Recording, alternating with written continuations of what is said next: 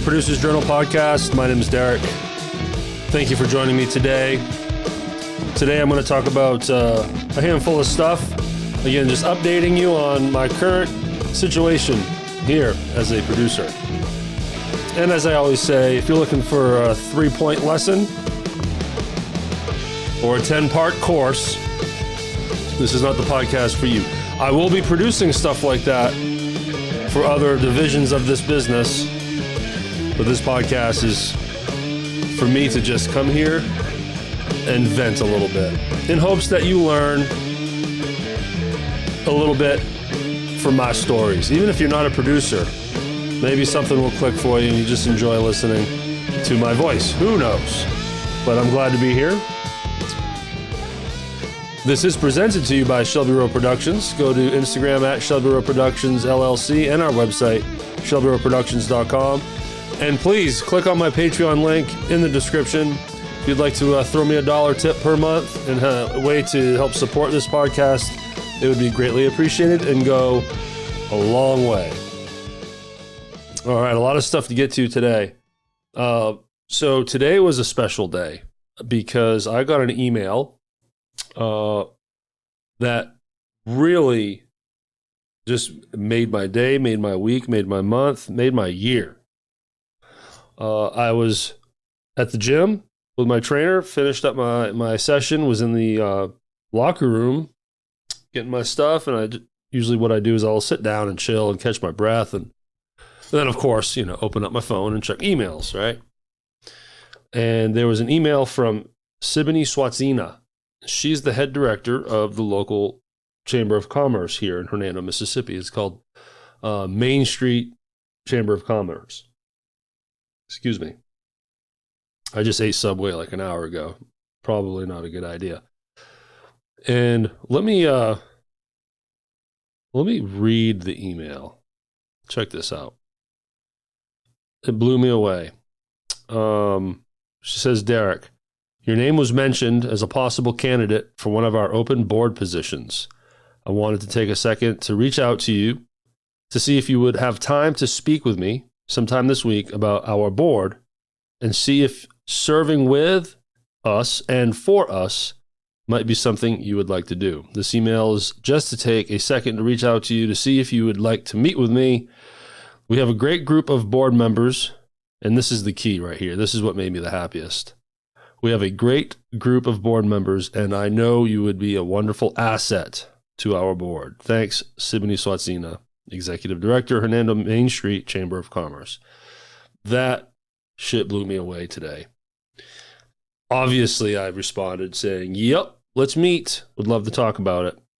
And I'm absolutely doing it. I don't know what the process is. I don't know if you get voted in. I don't know how this works. But I'm going to do everything I can to be on that damn committee because that would just be such an amazing learning experience. I have no idea what a board member does in any field. I don't know. But if they are thinking of me to the point where they reach out to me uniquely, ask me if I'm interested, hell yeah, let's go. So I finally heard back from Sibini, and we scheduled a meeting tomorrow at 2 o'clock. And what's great is because my studio is located right downtown Hernando, I'm literally maybe let's say a 2-minute walk from my studio to Sibini's office with the chamber. So I'm just going to walk down that hill and pop in and listen to what they have to say and start a new journey here as potentially being a board member for the chamber. I'm all in. It's not a matter if I want to do it or not. It's a matter if they ultimately let me in, however that process is. So I will keep you updated on that. Totally made my day. But in a way, it kind of distracted me too. I haven't been able to focus as well because I drift off into, daydream land and ponder that email that I got this morning. My last episode, I briefly touched on hiring a podcast guest booker. I believe I mentioned that I would talk about it in the next episode. So I want to catch up on that. I'm actually doing a little bit of hiring directly through Upwork. I got some things developing, not ready for announcing, but it's getting to that point where I need more help for me personally. People to do research, build lists, just writing, just some odd end like virtual assistant type stuff. And I need someone to help me book guests for podcasts for me, because I am ramping up to host a bunch of different things here.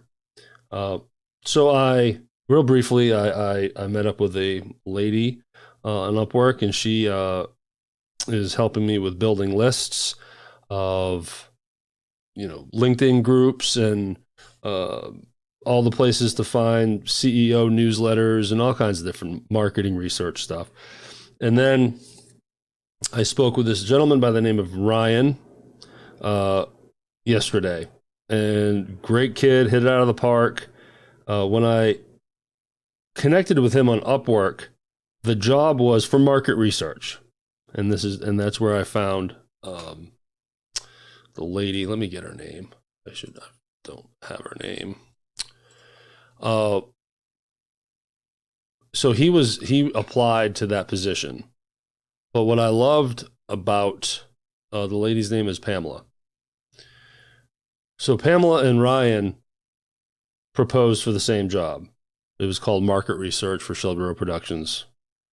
Ryan came in with all the right aspects that I was looking for that, but he also came in with a background of podcasting and running a team.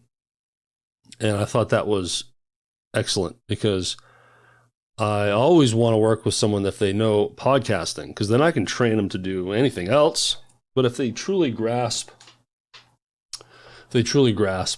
podcasting, then it's someone that I can incorporate in the team as a leader, like a task manager, or I can make this kid the guy to book guests for me. And that was what hit me. I was like, because he also has a lot of experience in outbound calls, marketing, sales.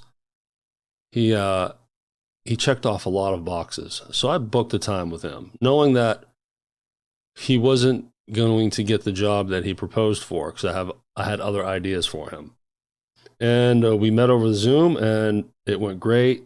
He's 1 year out of college, young kid, really hustling out there, trying to get experience. And come to find out, like, his superpower, what he loves doing the most is cold calling people. I'm like, man, you're like a damn unicorn in my world. So let's do this. So we talked about the guest booking aspect and how I'm going to need help with that. The Real Hernando. And I'm going to be starting another series on my YouTube channel. Not totally ready to announce it in any way yet, but I definitely want to put together another podcast that comes out on a regular basis, probably weekly. It's going to be YouTube exclusive, and it's going to be local and recorded in my studio with people in the surrounding area from where I am all the way up north of Memphis. And it's going to be musicians. I'll stop being cagey about it. I want to start a podcast in support of local music, musicians, artists meaning songwriters, not artists like painters. I want to be pretty niche, that this is a music-related series that I'm thinking of doing and really have high hopes for, because I know a lot of people in North Mississippi and Memphis, Tennessee, that are amazing musicians. I've played with them before, or I just have met them. And then between then that next layer, I'm like 1 degree removed from everybody. It's like I could pull up all the people that I've met personally, and because of them, be introduced to everybody else. I'm fully confident of that. So it's easy for me to book guests, and they're local people. And I think that's what made The Real Hernando somewhat successful and engaging, because it's for this community. The guests are in this community. and the community wants to know more about these people in the community. And I've experienced this neat upswelling of people talking about it. So that's cool. So why not do it for the music side of things and try to help support the little people? But also it's a chance for me to just catch up with old friends and invite them into the studio and use the studio. This is what I built it for. Throw up a camera, and talk into nice mics across from each other and do like an interview style podcast for this channel, for my channel. So that's where Ryan comes in. He's going to be helping me with all that stuff. So that was a long-winded story behind my two hires, especially Ryan, but that is what I've done over the last week or so, is incorporated these people. I did another thing today. Let me check the time here. Okay, well, real quick, I did, on the tech side of things, I posted the 4 SM57s that I have for sale on Facebook Marketplace. I haven't checked back in. I don't know if I got any bites or anything, but I decided I'm not going to use any of them. I've got 4 of them, brand new. They all have windscreens, brand new, never been used. And I'm never going to use them.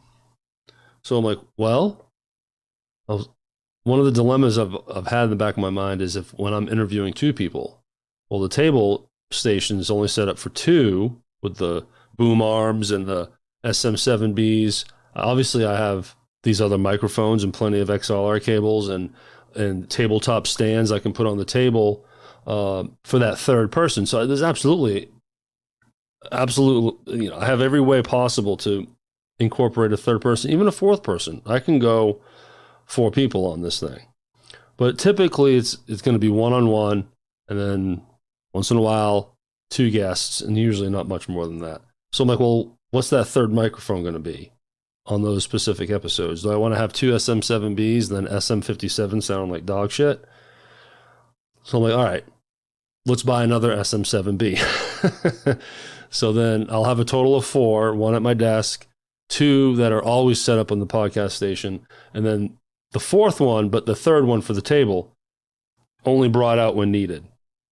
But as much as, I'm going to pump the brakes a little bit on the spending, and I'm not going to buy my new SM7B until someone buys all these 57s from me and move the money over and get that microphone. So that's what's going on there. A long time ago, I mentioned something about being a part of a 60th anniversary of a business here in town that's putting on an event, and they asked me to have a booth for this event. Now, it's Wesley Meadows Retirement Community, and they were on the podcast, and I've gone into detail on this, but one of the directors there asked me if I could do an episode with them so they can introduce their new incoming sales marketing director. I agreed. We finally did it. It went really well. Built a good relationship with them to the point where it's looking like they're going to be one of our sponsors next year for the Real Hernando. And then the lady that I interviewed on the podcast called me out of the blue and was like, hey, we're doing this 60th anniversary celebration for our business here, and we're inviting all the family from our residents, and we're promoting this for the community and public, and we're going to have booths, and we would love for you to have a booth. And I'm thinking, well, what am I going to do? What is this booth supposed to be? They're like, well, figure it out, we would love to have the Real Hernando and Shelby Row Productions involved with it. And oh, by the way, it's Dr. Seuss themed. Say what? She's like, yeah, it's going to be super fun. I'm like, how on earth am I going to incorporate a podcast into a booth that is supposed to be Dr. Seuss themed? Let me repeat that. Dr. Seuss. It's been Dr. Seuss. But of course I agreed to it, and it was something that I just kept pushing to the side. I'm like, I have no idea how I'm going to do it, but I have a month, and it's like a term paper in college or whatever. You're like, I have 3 months to write this thing. I don't need to do it today. I don't need to do it today. And before you know it, you have 5 days to do it, and I'm not doing that with this, but it definitely was a couple of weeks of pushing it to the side. So finally, Heather is the lady's name that's asking me to do this. She emailed to just confirm. And I was honest with her. I was like, I'd love to do this, but I don't know what to do. And it's making me a little nervous. I just don't quite understand how I'm going to incorporate this into that theme.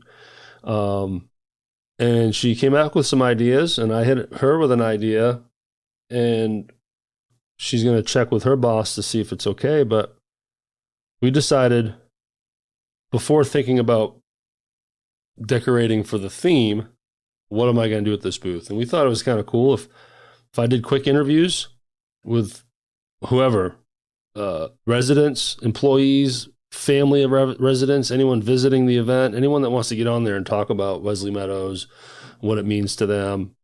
Well, let's have a little booth, a little tripod, put up the phone, 3-minute interview with somebody, boom, instantly just push right out on social media as a way to promote Wesley Meadows. They like the idea. And then I'm like, well, I still need help decorating. I have no idea what I'm doing. She's like, listen, just get you a cart table, get you red table cover, red, white, and blue balloons, and order a Dr. Seuss t-shirt. You're good to go. Done. And I was like, I can do that. I have no problem buying a cart table and buying the supplies.